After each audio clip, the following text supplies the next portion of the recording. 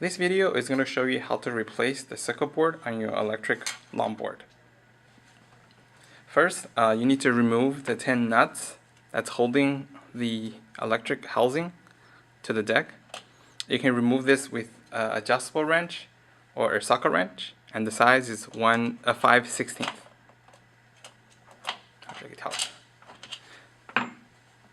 Once all 10 nuts has been removed, you should be able to lift off the electric housing. If it does not come off, you can use some force, or you can use a flathead screwdriver to pry it off. Once you rotate the casing, you'll notice the internals of the electric circuit board. You have essentially four wires from the motor to the circuit board. So you can start unplugging the wires one at a time. So first, you want to unplug the battery connector, which is orange or yellow.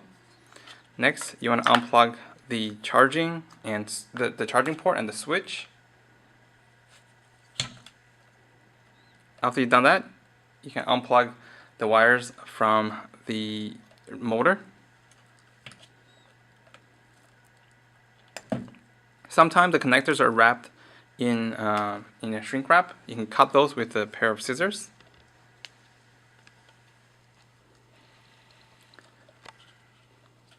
And also there is a rainbow wire.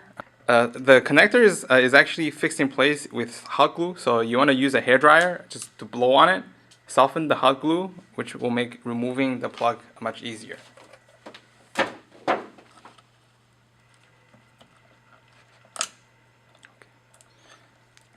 Alright, so before you remove the circuit board, make sure every single wire and component is disconnected from the circuit board.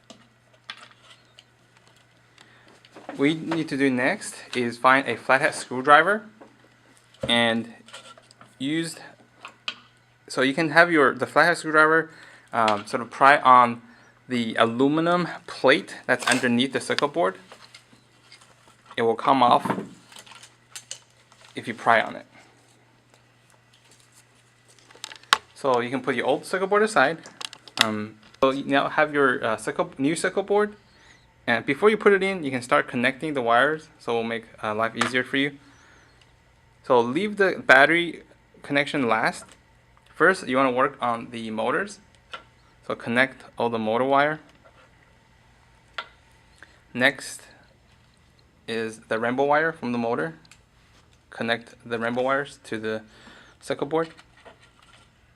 If you have hot glue, you can use some hot glue to make sure the connector will stay in place in the future. Next is the charging port, the switch. Next is connect the charging port.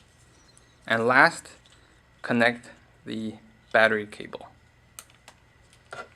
Once everything is hooked up, you can peel off the adhesive underneath the circuit board and securely push the circuit board onto the metal housing and make sure it's securely in place.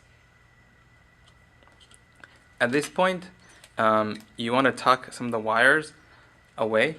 Make sure they're tucked around the circuit board and nothing is sitting on top of the circuit board. Before you tuck the motor wires away, you want to turn on the board and test the motor just to make sure the wires are connected properly. If the motor is not running correctly, you can change the blue wire and the green wire. If they're color matched, change them around. If they are not color matched, color match them. Test to see if the motor is spinning correctly before you tuck everything away. Once everything is tucked away around the circuit board, it's time to put the metal housing back onto the deck. You can simply just rotate the metal housing. Make sure the 10 holes lined up with the existing screws.